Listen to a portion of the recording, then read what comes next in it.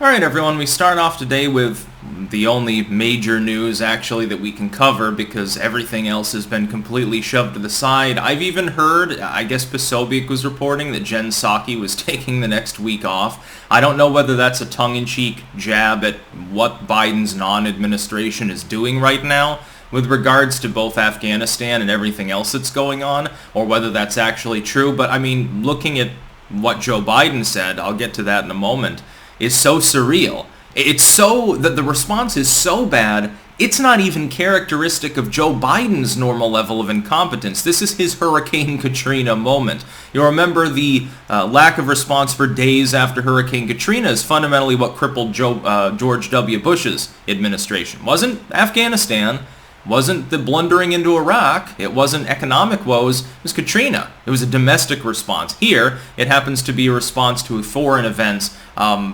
I mean, you might as well declare him a lame duck. I can't imagine that his polling is going to be above water in a week from now.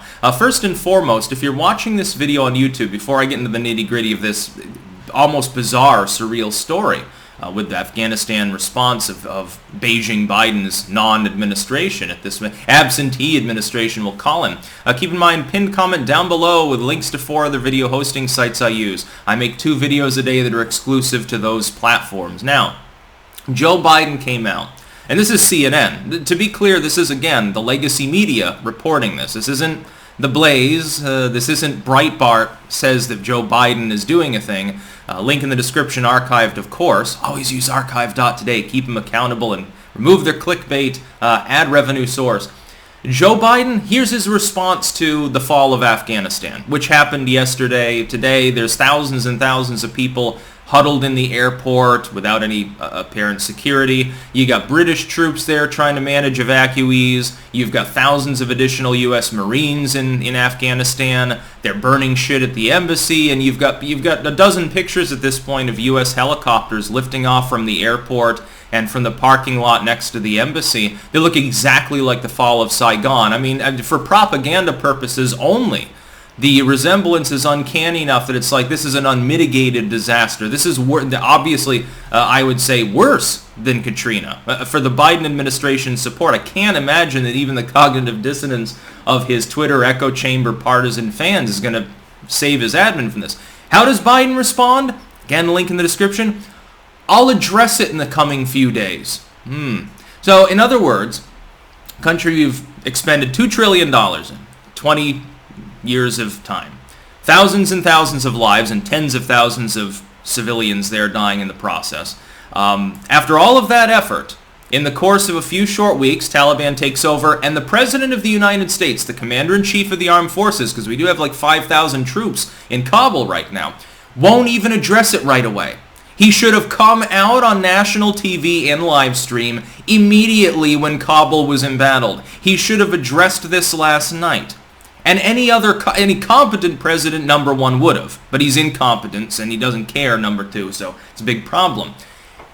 At what point are people going to say, this isn't just an asterisk administration, it's an absentee administration? Psaki doesn't take questions. Biden's cronies don't take questions. Even Dem members of Congress, they don't want to answer any questions. Biden doesn't even come out and address one of the most major events of the last 20 years. The fall of Kabul is a major socio-political event. It's a major foreign policy blunder as well. And I'll tell you why Biden doesn't want to come out right away.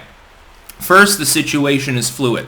He's actively trying to bribe the Taliban. He's really, really hoping that he doesn't end up with a bunch of embassy officials rounded up and held for ransom or something. If he addresses the situation now, and that does end up happening, or the Taliban gets sensitive documents, they get more military goods than they've already been handed by Beijing Biden, it becomes like a Jimmy Carter moment, and that would be a problem, and he wants to not address it until after Kabul, at the very least, is cleaned out of non-military U.S. forces.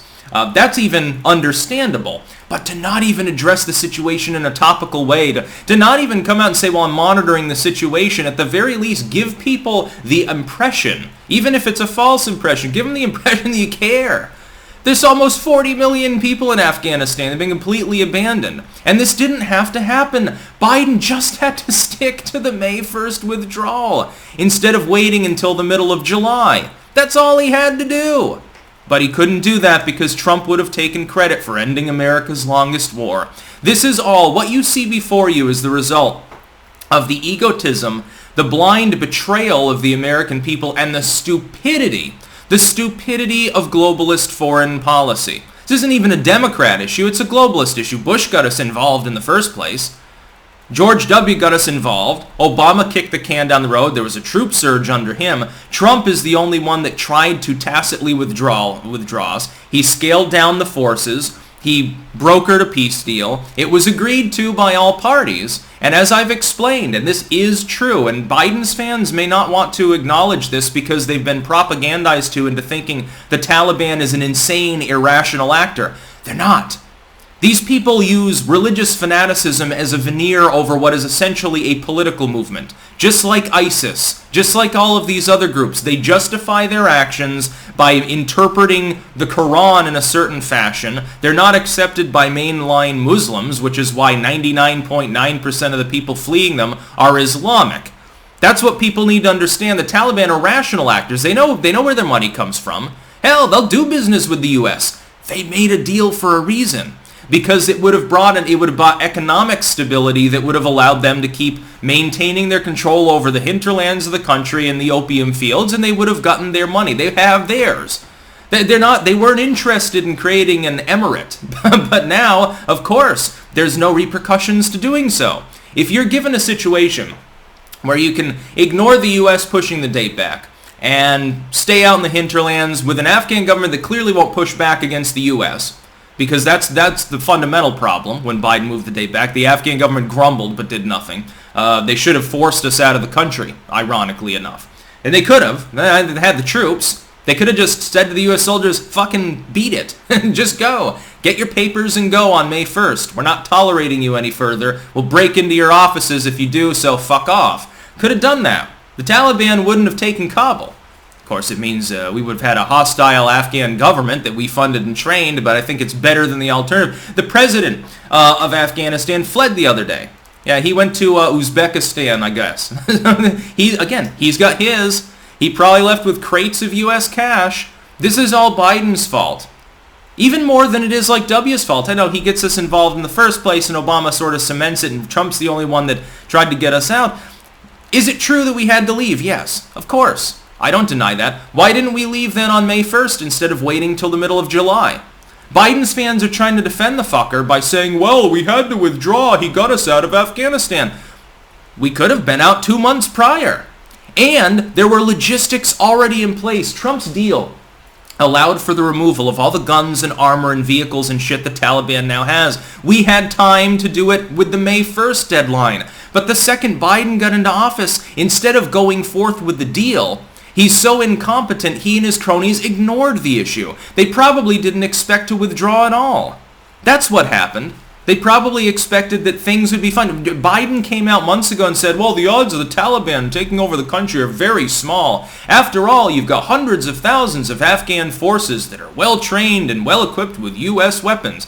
See, what he didn't count on, because he's a turd and doesn't understand basic culture or diplomacy, he doesn't understand anything that's going on right now, which is, again, why he's not responding. For some days to come, possibly, we might not even hear from our own fucking president for 2 or 3 days on one of the most major issues of the goddamn century so far.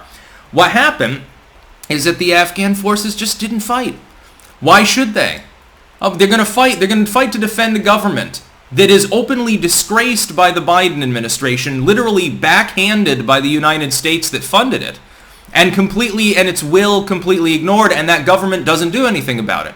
That's not a functional government. It's a pawn. It's a pawn. It's a servant of the United States. I don't blame them for supporting the Taliban. When you've got a situation where you've got a strong horse and a weak horse, what was it that Osama himself used to say? You'll prefer the strong horse. Well, the U.S. is really strong, but the pawn regime we set up wasn't. It was weak.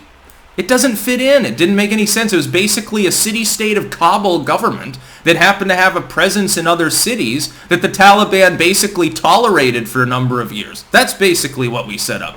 This is 100% Joe Biden's fault because he doesn't understand diplomacy.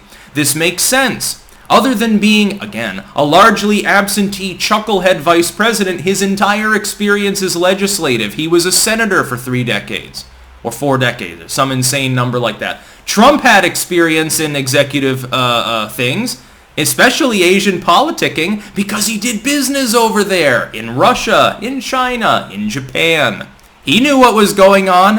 Why do you think that Donald Trump, who supposedly is an evil and mentally deranged fascist with a piss fetish, was able to get the North Korean president to hold his hand and walk across the border? It's not because he was palling around with a fellow dictator. No, it's not because of that. It's because he understands diplomacy, understands culture. It's funny. The supposedly ethno-fascist tyrant Trump understood foreign cultures, whereas the supposedly liberally minded Biden, haha, that's a goddamn joke, but his fans believe it, supposedly progressive in his views, doesn't understand dick about him. All he understands is the United States, Canada, and the British diaspora, parts of Western Europe, and a little bit in Japan, because they've westernized more. That's it. If he's conducting diplomacy in China or Russia or any of these places, he'll get nowhere. This is why Vladimir Putin came out when he had his short meeting with him. Biden doesn't even give a presser, leaves early. Putin comes out and basically just has the floor to rant for a half an hour and uses it as propaganda.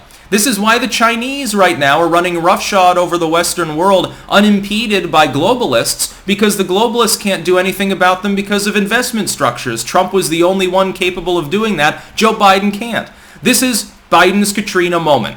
When you see the helicopters lifting off and it looks a lot like the fall of Saigon, that's because it's basically the same, only this time it's worse.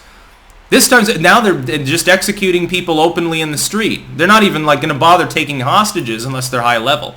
You're going to see thousands and thousands of deaths over the coming weeks, and it's all Joe Biden's fault, and he won't even goddamn address the issue. By the way, that's a terrible strategy because it lets his political opponents address the issue for him, including people like me. Yes, I'm absolutely politically opposed to Joe Biden's globalistic pandering. That's about all. Peace out.